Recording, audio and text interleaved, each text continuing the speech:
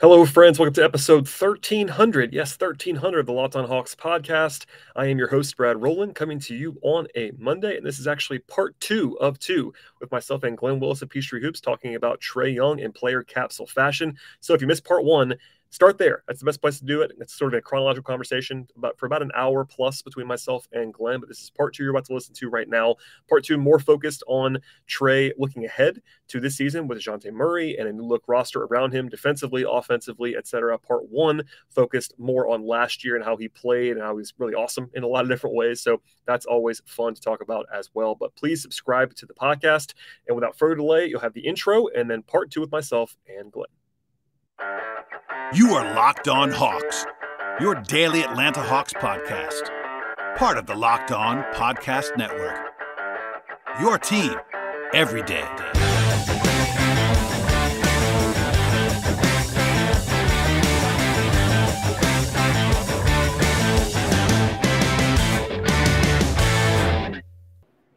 I do want to get to a little bit of looking ahead and kind of adjusting for what's going to happen this next year. It's kind of a convenient time to be doing. That's the one advantage of waiting to do this podcast is we have more information on what the roster is going to look like now around Trae. And the big thing is Murray. So we can just start there, like how that impacts thing. I think a lot of people have just, got to put the pieces together in a lot of ways. They acquired Murray for multiple reasons. Part of that defensively, part of that taking the load off Trae, etc. I guess we'll start here broadly. Like, what do you think that actually impacts in terms of the roster? We can go the whole roster too, but especially with Trae, like we kind of all know the theory behind Murray coming in to be the number 2 and also maybe stagger with Trae, but how does it impact Trae on the floor and how does it impact the roster on the floor? Yes, it's so interesting to think about on offense. What are the changes that I expect to kind of come from this acquisition of Dejounte Murray? And so much of that comes down to what is Nate willing to do, right? How adaptive and maybe a little bit innovative are they willing to be? I mean, I'm starting to fatigue of the conversation like, oh, they can get Trae off ball more. Like, oh my gosh, like, is that really going to happen? Will Trae buy into that? And I don't say that in a way that like, oh, Trae is selfish. Trae obviously with the ball is as dynamic as almost maybe any player in the league, right? Maybe there isn't really one more dynamically. So it's not like Trae's like some, 30th best offensive player in the league, just insisting on having the ball all the time. That's not kind of what's happening. But DeJounte's ability to attack with his dribble, his ability to, Trae and DeJounte were 2 of the 5. I don't remember exact rankings, but 2 of the 5 most prolific drivers in the league last year. If you look on volume and then kind of their ability to kind of score the basketball and things like that. And so, when going back to the Heat series, is like if this Hawks team attacked that, would Trae just rotate the ball to DeJounte and let him attack, kind of the space on the weak side and things like that? It's interesting. Trae was phenomenal in catch and shoot last year. He's always been good, but last year he even kind of took it up to another level. I made a note here in catch and shoot from the 3-point line, better than Seth Curry, Zach LaVine, Luke Kennard, CJ McCollum, Buddy Hield, Steph Curry, Doug McDermott. There are others, but he finished pretty good. Right. And so in my mind, it's like if you could use DeJounte's presence to kind of ramp down his workload in isolation and ramp up his ability to work off the ball, specifically to generate kind of catch and shoot opportunities from the 3-point line, that's an opportunity to kind of really raise the overall game there as well. But a lot of it will come down to Nate, for the good qualities he has. And I don't consider his stubbornness inherently all good or all bad. I think it takes some conviction for a coach to know, like, these are the principles I believe in and things like that. But he is a little bit more on the stubborn side, I think, than the average coach these days and things like that. So it's really going to be like, can they get Trae off ball more? Can they do that specifically to generate an even more optimized shot profile for Trae? And then lastly is, can they help Trae save some gas for the end of the game, by doing that as well? And so for me is like, we could talk a little bit if you want to about like X's and O's and kind of what kind of actions they could run. That's not always great podcast content, but generally speaking, in terms of like, hey, Dejounte is a phenomenal driver and he's really quick and he's really a good decision maker on the drive in terms of shoot, pass, etc. And if it's simple as, okay, when they trap Trae, Dejounte's just going to get the ball and attack 4-on-3, whatever that might look like from the opposite side wing or whatever, a lot they can do there, a ton they can do there. Whether they actually let Dejounte set up and run the offense with Trae functioning kind of in traditional kind of shooting guard role in certain actions and things like that, we'll see if that happens. I think it's a great wrinkle, a great idea, and a great way to optimize Trae's ability to, like I said, manage his energy throughout the whole game and continue to optimize his shot profile. But we'll see. Those are my kind of high-level general thoughts there, apart from going deep on actions and X's and O's and stuff. Yeah, no, I think it's so interesting because, we're covering this stuff at a deeper level than most. I think on, the national shows, it's like a 5-minute conversation about how Trae can move off the ball and Murray can be on the ball and pressure. And I get it. And it's a very simple conversation in some ways, but it's also not if you are paying close attention. Because one of the things I've been consistently kind of pounding the table on is that, yes, in theory, Trae as the off-ball guy and Dejounte as the on-ball guy for their own strengths and their own weaknesses does make some sense because Murray he's not a great shooter. Trae obviously has the great catch and shoot numbers, et cetera. It's like, okay, that's a very natural thing you can sort of put in your mind, something that can work. And by the way, it can work. That might be able to work. And there was the whole thing about Trae and Steph going back to the draft and all that stuff. Like, we know, having watched him, he's not been the most willing off-ball player all the time. And now, but the argument there in his defense, and I've always managed to say this as well, is like he's never had a guy that he trusted enough, I think, to be off the ball like this. And I think he wanted Murray. Maybe that's part of the deal is that he kind of knows he'll be playing off the ball more. But something I want to stress is like you don't want Trae to be off the ball that much because Trae is so good on the ball. Like Trae is better than Murray on the ball, and I think everyone knows this for the most part. But it's one of those things where like what you don't want to do is go away from your number one strength. You could argue on the entire roster, you could argue Trae with the ball in his hands is the number one strength of the entire Hawks team. You could argue that. He's been that good at that. They built their whole offense around it for multiple seasons. And by the way, they've been awesome on offense. They were number 2 in the league on offense last year. So like you don't want to get away from that. That's the one thing you don't want to do is just like kind of forget what makes you good. So there is this delicate balance. And Nate is kind of stubborn, and I think it's going to take him a little while. I've been saying this for a while too, but like I think it's going to be some your turn, my turn for a little bit, just to like get used to everything what's going on. But like the idealized version is interesting too, because I think Murray's going to have to figure out again, or at least remember early in his career, like what it was like to play more off the ball. Because last year he was a very on-ball player last year, and by the way, that was the right decision in San Antonio, where he was the best player on the team. That's not the case anymore. And Trae is going to have to remember. I know I've seen even his dad say this. Like he was sometimes an off-ball player at the lower levels, and that is true. Like he played with Michael Porter Jr. and he played, and like he wasn't always the guy, but that's 6-7 years ago. Like he's been essentially running on-ball stuff every possible rep for his entire NBA career and in college.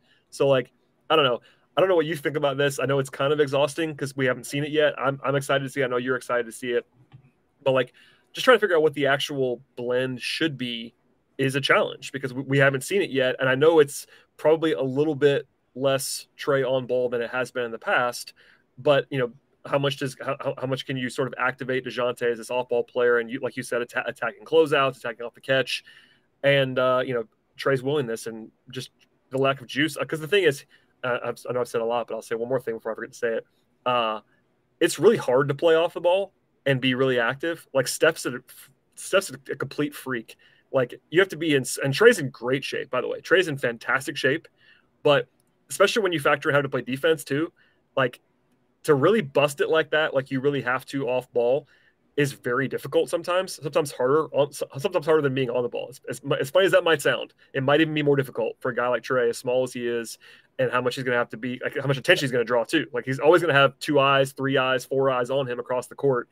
Like it's not like it's going to be, it's not easier for him. Like maybe if you just spot him up, that'd be easier. But if you're actually asking Trae to like run on off ball stuff, that isn't like a break for him. That's like having to bust it around. So there's just a lot going on. Today's show is brought to you by Rocket Money. Are you sick of managing your finances with buggy spreadsheets, or do you have an inbox that's overflowing with bills, or you're simply afraid to check your actual bank statement? If any of those actually apply to you right now, it's time to take back control of your financial life with Rocket Money, which is formerly Truebill, our favorite financial app.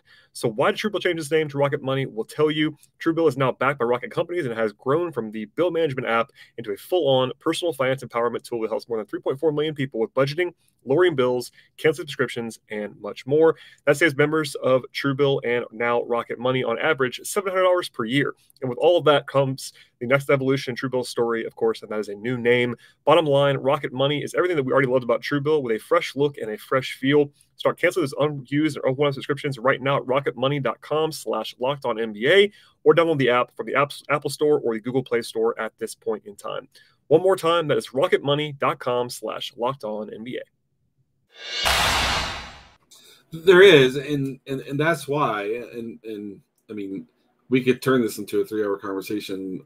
We can't do that, but it's not as simple as saying get him off the ball. It's like, how do you do that? What action do you use to do that? Because just to use one example, let's say, Nate ran a lot of floppy action for Bogdanovich and Herter the last few years, where basically you kind of imagine the shooting guard in that case starting under the basket, be able to get a screen on either side and kind of work up, right? But when they set up to run floppy, the opposing defense knows they're running floppy, and they know the point guard is basically dribbling at the top of the key, waiting for this action to work itself out and see where the leverage is. The Hawks run 2-man floppy now, where one breaks on one side and the other breaks to the other side, depending on where the first one breaks.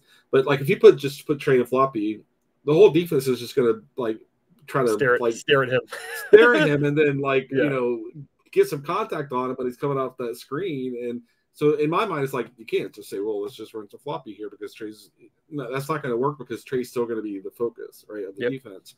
To simplify what Golden State does with Steph, that might be a little bit of a model. Steph's a different player, but they use a lot of loop action where Steph will come down, give the ball up, work around the backside of the perimeter of the offense, and kind of based upon reading the play, he has a whole lot more space to work with than floppy, which is more kind of contained action, things like that. And Steph has really maximized the way that Golden State runs their loop action. And I put a clip of Steph and the Warriors doing that on Twitter a while back. I'll try to go find it and retweet it again after this podcast post. But giving him more space, giving him an opportunity to read where he wants to go with the space that he has, more so than giving him a pin down screen at a specific spot where there's going to be traffic intentionally generated by the defense congestion and physicality. And so in my mind, they've got to open it up, give him a space, give him the read, and things like that, like you generate typically with loop action, more so than something like floppy or pin downs or things like that. Because if it's pin down, they're just going to top block him. They're going to be physical with him. But if you give him that space, the way the Golden State opens it up and gives Steph that space, it doesn't have to be the exact kind of loop action the Warriors run, but something to give him more space to work with off the ball. That's, to me, the strategic direction to go, not just like, hey, let's just get Trae off ball. You've got to be very intentional about how you do it, what you want to do, and what he needs specifically as this guy who's even smaller than Steph, right, to be able to kind of maximize all of that. Think about him being at the top of the key with staggered screens. The whole idea is to give him space to attack, right? Same goal when he's off ball. Create whatever action you run, creating space for him to be able to take advantage of that space, leverage that space, not putting him in the tight quarters where there's an obvious screen coming his way and the opposing defense just clamps him down with top block or physical stuff around the screen and stuff like that. So again, without going into 5 different sets they could run to do this, that's just a general idea. Give him space to use off the ball, just like you do on the ball, and make sure that that's kind of the objective of what you're running there, not just setting him in a specific spot to get a screen where the defense knows that's what's coming and they can contain him just as easily through that way. So those are my thoughts there. Dejounte can definitely run set up and get them into anything they want to get into. I have no doubt about that. That's important. But so there's that piece. It's like, can they get him off ball? If they so, how do they do that? The other piece is it simply as Dejounte's just going to attack creases when the defense slows up on Trae, because Dejounte is phenomenal at attacking creases. So those are the two big kind of areas that I expect Dejounte to be able to kind of help unlock more so. The Hawks have been frustrated with a lack of aggressiveness from Hunter and then sometimes Herter to really attack creases and get deep all the way to the rim. Dejounte, no hesitation there at all, willingness to do that. So those are the big things that I'm looking for. Yeah, I was going to ask you like what you think the optimal approach is for Murray when he's off the ball, like when Trae is in his traditional on-ball role. Lots been made of Murray as not this great shooter, and for the most part, not always, but for the most part of the last few seasons, the Hawks have had their more prominent wings, in which Murray's going to be acting as a wing a lot of the time when he's playing with Trae, have been at least pretty good or better shooters from 3-point range. And there's been a lot of just like spot up stuff. Bogey and Herter move off the ball pretty well and have done some other things. But there's been a lot of, especially with the low leverage guys like your Tony Snells along the way. Like there's been a lot of like stand in the corner wings on this team.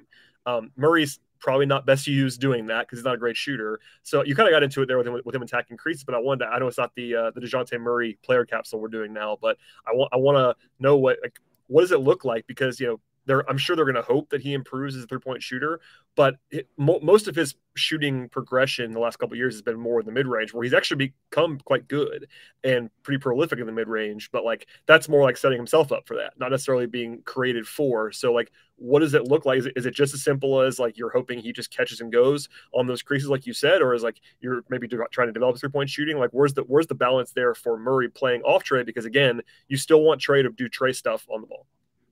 Yeah, I mean, so much of that is dictated by what the opposing defense is running, right?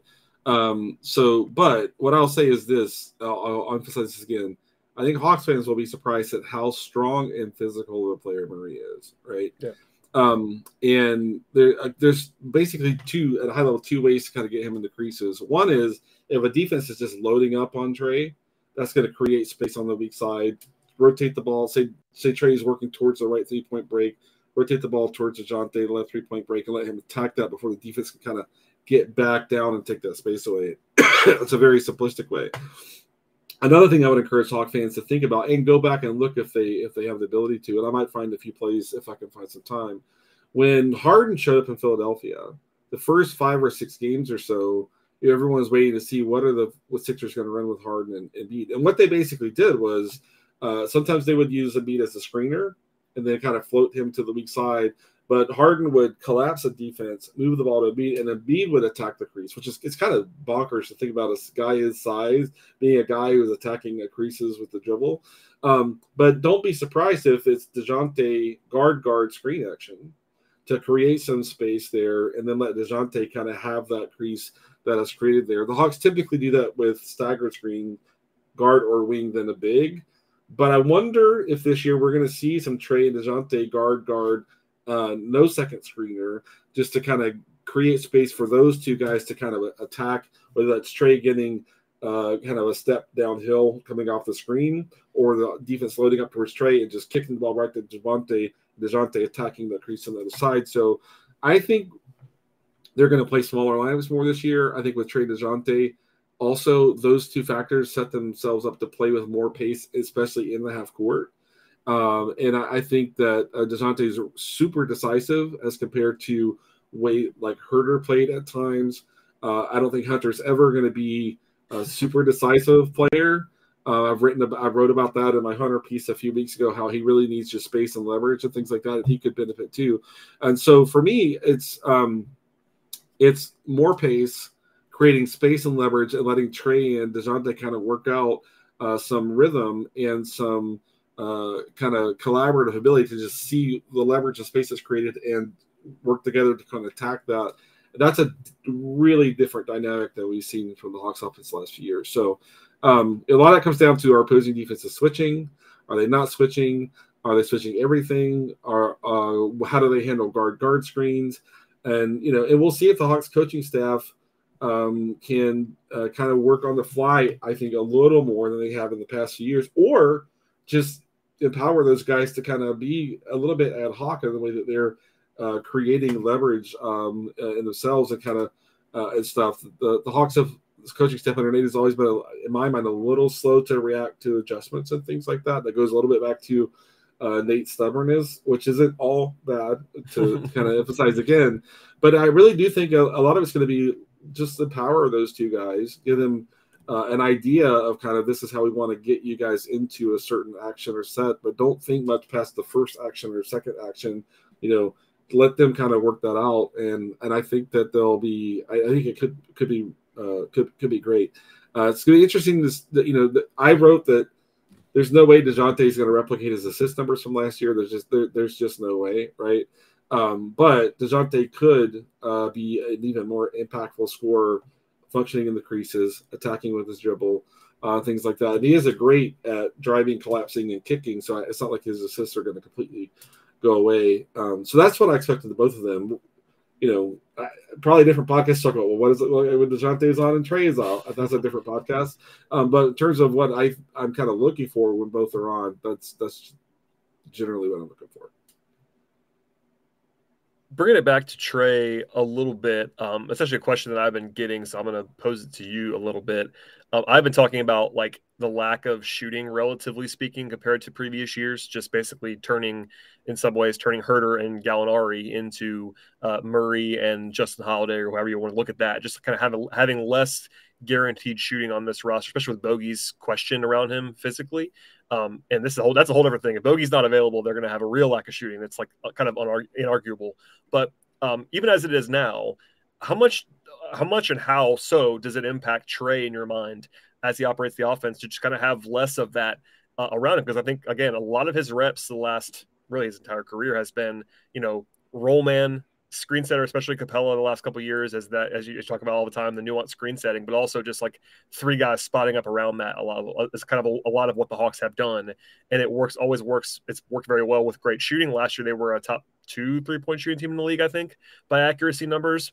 That probably won't replicate itself without Herter and Gallo on this roster. But like, long story short, like, do you not necessarily like worry, but how does it impact Trae to have a little bit just less knockdown shooting around him than he's had the last couple of years?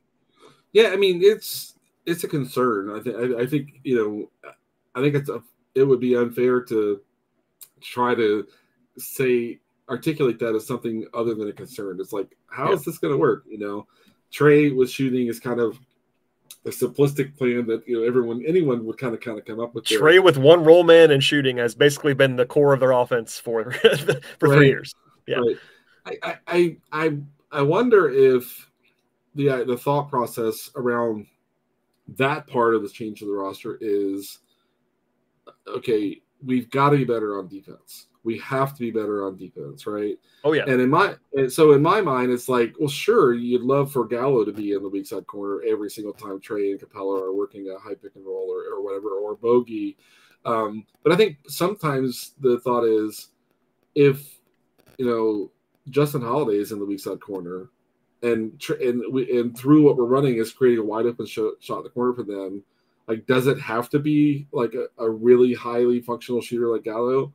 Or can it be like, I trust Justin Holiday to knock down open corner threes enough to kind of make that work? Yep. So, same could be true of Harkless. He shot the ball terrible last year. But if it's going to be wide open, corner threes, for example, that's there. The Hawks have relied a ton on movement from the weak side and the lifting from the corner to the 3-point break as the defensive tagger engages, right? And so I don't see as much shooting on the move. Like, Gallo's excellent at that. Herter is excellent at that. Bogey as well. But that's going to be Hunter a lot this year, I think, in that role sometimes. Bogdanovich, when he's able to kind of play, that will be there too. So I think a little bit of what they run will depend upon which shooters are on the floor with Trae and Dejounte. In those cases, do they have someone who can shoot on movement, in which case they'll use that traditional pick and roll more and try to draw that defense in, or they do something a little bit that calls for a little bit less movement, more kind of static spacing, which I think I trust a few of those guys to do. So definitely their shooting talent has been downgraded just overall and generally. But there are some things that you could do to say, hey, we're trading off maybe a few made shots for more defense. And kind of go from there. I don't know what to expect from Jalen as a shooter if he's kind of in the rotation all the time. I don't know what to expect. Yeah, right. How much is AJ going to play this year? Are they reworking his shot at all? I have no idea. With JC's hand, what do I expect from his shooting? Is he going to be a 39% 3-point shooter again? I don't know. So I think there's also a lot of variables there. But fair question, because they have Gallo is as good of a shooter as you get at the position, right? And then, Herder, phenomenal, absolutely phenomenal shooter, and you replace that with more of a driver, if we want to say Dejounte's kind of his replacement. So it'll be interesting to see what the impact is. There are some things they could do schematically to, I think, adjust for a little bit that, but not all of it. And it's going to be a factor in some way. So they've got to find a way to squeeze more offensive efficiency, I think, out of other actions in other areas, and we'll see if they can do that. Yeah, I mean, before, and I appreciate all the time but that you've given me as always. Before we get out of here, I do have to ask you about the defense because, part of Trae's, the team building challenges with Trae are just the fact that you have Trae on defense, and everybody knows that. That's not a secret. That's part of one of the reasons why they wanted to bring in a player like Murray. Every time, I was sharing this audio with people all the time. Anytime Landry talked or Travis talked, or there was always the two things they wanted to fix were the point of attack defense and having another guy to handle the ball and create. And with Murray, they get both of those things. That was the whole point of doing that trade.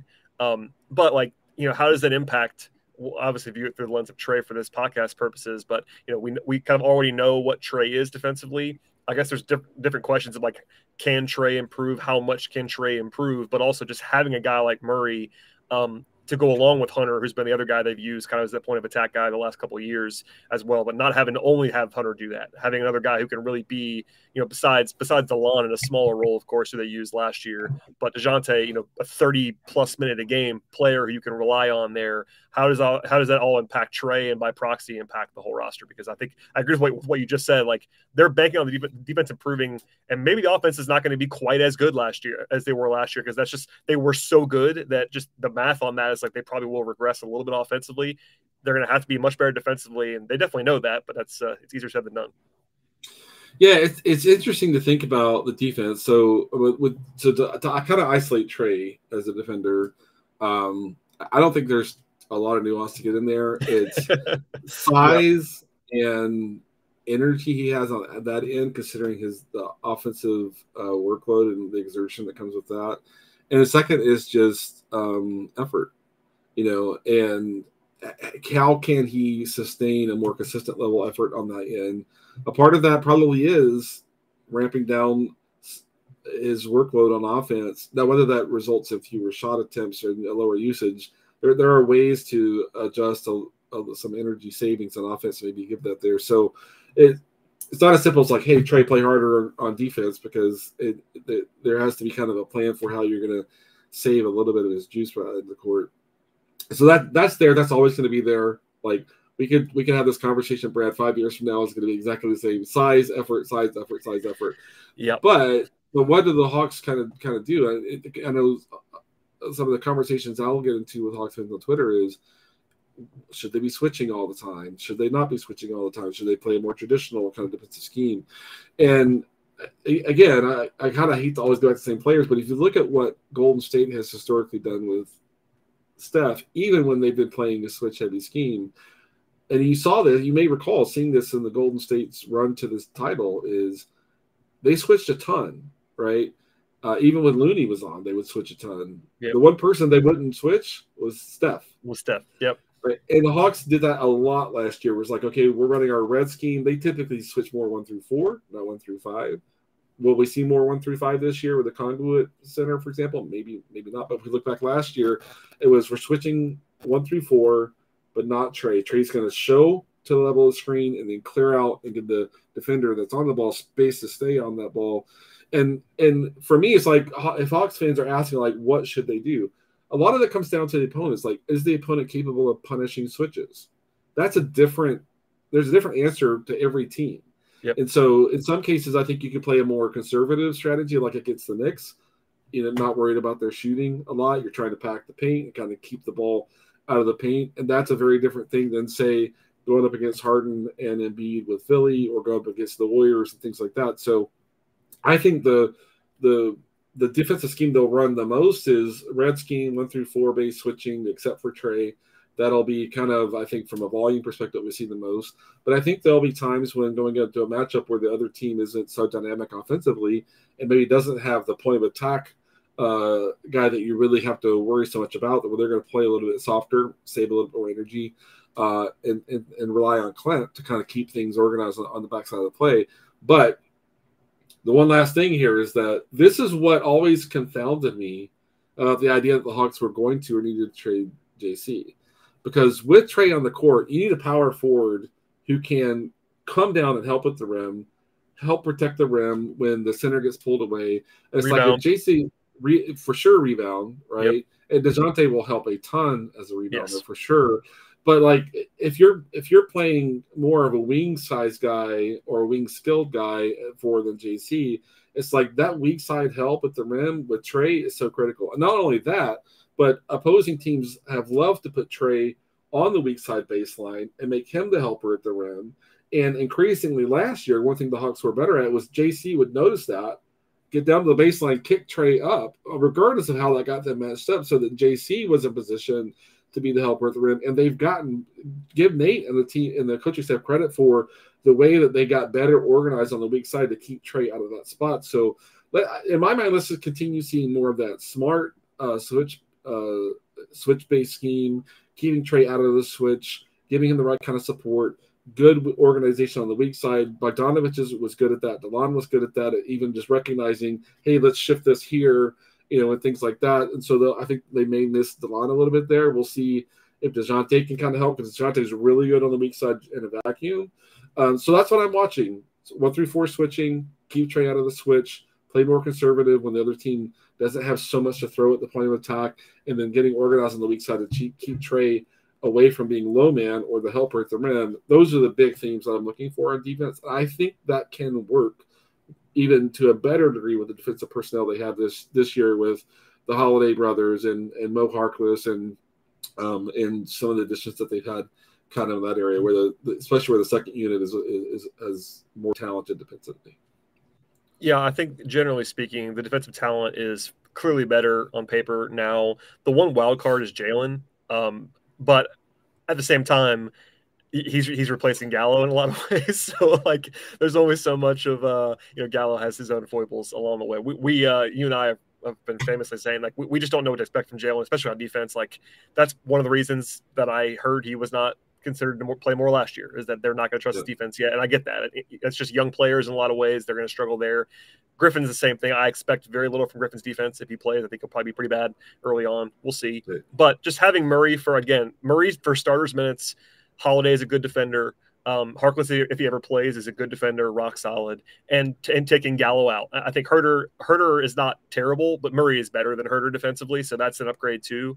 Herter's a little bit longer and all that stuff too, but it is what it is. Like, I think just the personnel overall, pending any injuries, but as long as you have, if you have 48 minutes of Capella and Okongwu plus Collins and improved wing / point of attack defense, that's much better than you were. Like they don't have top 10 personnel defensively because you have Trae on the floor. That's a lot of it. It's not all of it, but Trae's presence kind of almost prevents you from being an elite defense in some ways. But the pathway I've been saying for a while is still be awesome on offense and just get back to league averages on defense. That's a really good team. If they're still really good on offense and they're okay defensively, that's a 50-win recipe in a lot of ways. And that's right. what they're banking on, because they still know this is an offensive team. I mean, there are certain guys on the roster you would say are better defensively than offensively, but the other way is more frequent on this roster. They still have more offensive guys than defensive guys, especially because Trae is like a 10 versus a 1 on offense and defense.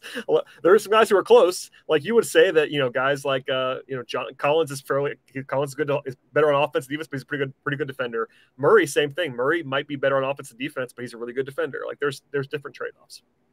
Yeah, for sure. And it's so much of like how you optimize Trae is the people around him. And like, I'd love to see Jalen on the floor more. Personally, I've said this, but I would stop playing him at the 4 on defense, play him at the 3 on defense. I think he doesn't know what he's doing when he's put into the screen. And understand it. I mean, I get that. That's hard to learn. That's like one of the hardest things to learn on defense.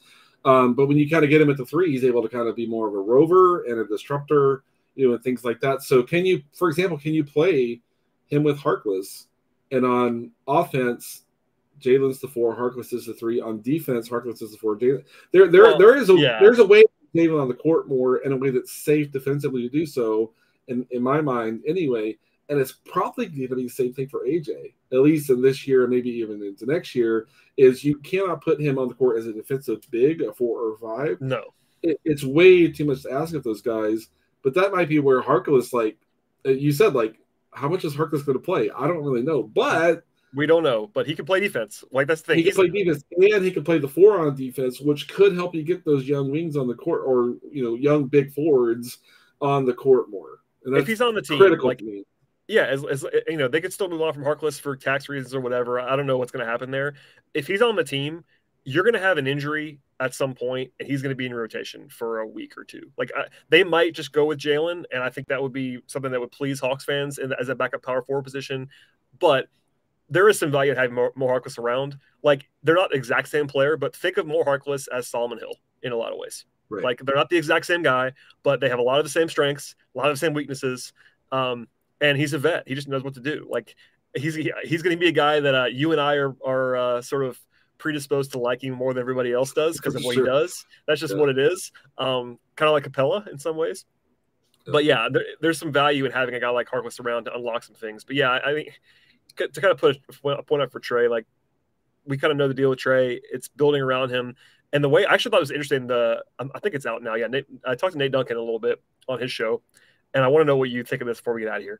He posed this to me. It's like for the last couple of years, in his mind, the Hawks were kind of built around Trae's strengths and kind of accentuating them.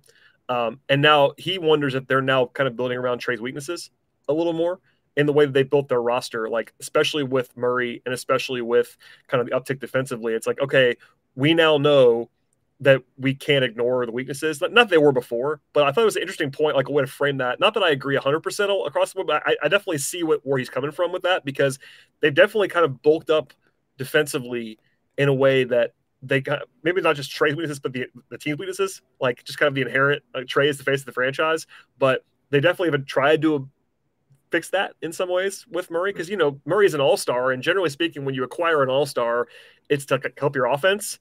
And yeah, he's going to help the offense when Trae sits, especially. But really, that move was half as much about defense. It really was. So we'll see. I agree. And for me, I know like Hawks fans last year were really frustrated with like Clint, right? And I kept saying over and over, when the point of attack defense is that bad, you could have the shack, and it's going to be hard to protect the paint and the rim because there's no integrity at the point of attack. I think part of this too is like, how do we set ourselves up to leverage Clint's strengths more? Yep. So a little bit of trading off of kind of getting into Trae's weaknesses a little bit, but generating kind of more opportunity to let Clint be the impactful player he was, especially during the Eastern Conference Final run a year and a half ago. So I agree with you. I agree with you totally. At the roster, there's kind of been a trade-off, but it's like, okay, we can't just build around Trae. How do we optimize Clint? On defense as our defensive organizer and our defensive anchor. Last year, that was terrible. I mean, it was a straight F. I can't even talk myself into a D-. It was that bad. So a part of the evaluation of moving themselves up defensively is like, how do we put lineups on the court that allows Clint to be the impactful defender that we know he is and we know he can be? And I think that's what they set themselves up for. And I think they're trusting Trae, with maybe to a decent degree a less optimized offensive roster and less optimized offensive lineups that will be on the court with him in the form of less shooting, things like that. And hey, we're just going to trust Trae to make us a top 5 offense. On defense, we've got to give ourselves some integrity at the perimeter, ball screens, et cetera, to allow Clint to be the impactful defender we know he can be. And I think that's part of kind of the raising it. So is it a risk? Like I know I could like put a ton of shooting on the floor with Trae, and the Hawks should win 44 to 46 games just based upon just outscoring on the team enough. But if you're trying to get to a higher range, you do have to take a little bit of risk. I think they're taking some risk here. It has to be well managed. And we'll see if the Hawks coaching staff can kind of keep them optimized and playing through the strengths this new roster has. But on offense, I mean, like I said, get Trae off ball, do it the right way, give him the leverage in the space that he needs, et cetera. We don't have to go over that again. But if you can kind of do that, there's just a lot of trust you can just have in Trae at producing the offense to kind of get them where they need to be. Now this roster, is it enough defensive talent? Do you have enough kind of baked into the rotation 1 through 11 players or whatever it's going to be to kind of give you a chance to have good stretches of defensive play? That remains to be seen, but they seem to have intentionally moved toward trying to create a roster that gives them an opportunity to hopefully do that. Yeah, it's a good point. We'll see how this all works. I'm sure we'll talk about all kinds of other angles that we could have touched on this podcast if we wanted to make it 3 hours. This is already, I think, going to be a two-parter that goes, 60 plus minutes. And I appreciate your insight as always, Glenn. Like I said before, Glenn has given me a ton of time. And if you missed any of our player capsules from Capella to Okongwu to Collins to Bogdanovich, Hunter, etc., those are still available in the feed from earlier this summer, and I appreciate Glenn's time. I'm sure I'll beg you to come back on again in the future, my friend. Where can people find your work? I know you are prominent in the Hawks space, other than this podcast where you simply guest sometimes. You have that other show that you talk about sometimes with our friend Kevin. Yeah, that other show, which we finally connected and recorded an episode recently. So if you want to hear 10 minutes on Frank Kaminsky. Oh, yes. I love that. Sign me up. Yeah. Go check that out. 8tail and 29. Brad's frenemy and frenemy of this pod, Kevin Chenard. Hi, Kevin. Peachtree Hoops is where my writing tends to come out. Wrote a piece on how critical Hunter is to the next Hawks season a few weeks ago. If you haven't seen that, maybe check that out. I'll retweet the Trae Young player season review from ever how many months ago that was now when this pops, so that if you want to go give that a look there as well. And then on Twitter at Willis_Glenn, a lot of X's and O's breaks down and kind of technical material. If you enjoy that sort of thing, give me a follow there. I also just enjoy conversation. We'll engage with almost anyone in any conversation that's obvious. That's if it's obviously not trolling and not just intensely adversarial, I'll almost always engage and have a conversation with you. So I enjoy it. So look for me there at Willis_Glenn. Definitely recommend that at the highest level. Glenn is very, very smart covering the Hawks and basketball in general. And thank you, sir, for joining me on the podcast. We'll do it again in the future, I'm sure. Sounds good. Appreciate you having me, Brad. As for everybody else, please subscribe to the podcast. Follow Glenn. Follow me if you'd like to. Follow the show at Locked On Hawks. And we'll see you next time.